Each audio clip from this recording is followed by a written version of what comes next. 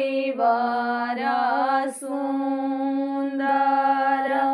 ताई तर उतरेले दुई वर सुन्दर एक लखन एक राम एक लखन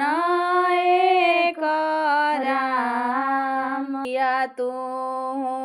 करब हो पर पाकवानवा हो किया करब दूध फलयाहार किया करब दूध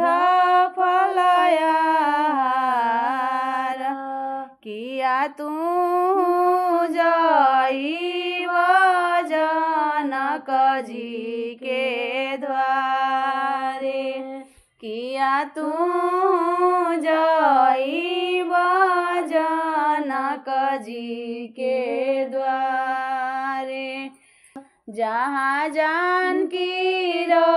रहेली कुआर किया तू खइब पर पाकवानवा हो किया करब दूध फलयाहार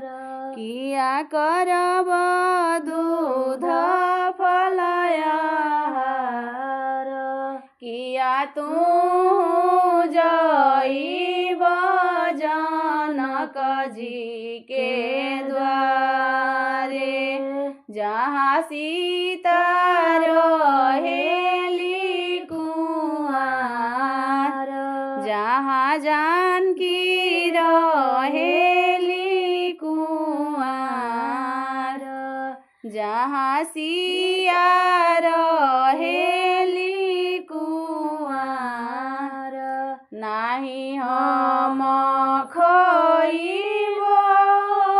पर पाकवानवा हो नाही करब दूध फलयाहार नाही करब दूध फलयाहार नाही हम खइब पर पाकवानवा हो नाही करब दूध फलयाहार नाही करब दूध फलयाहार हमहु त जाइब जनक जी के द्वारे हमहु त जाइब जनक जी के द्वारे जहाँ सीता रहेली कुआर जहाँ जानकी रहेली कुआर अथवा के लिहली सीता अवधसी नोरवा हो गिरिजा पूजन चली जासु गिरिजा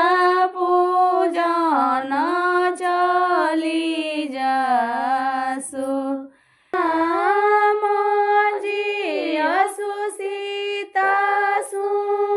सुंदरी भूभूत सुयाजो ध्या के राज भूभूत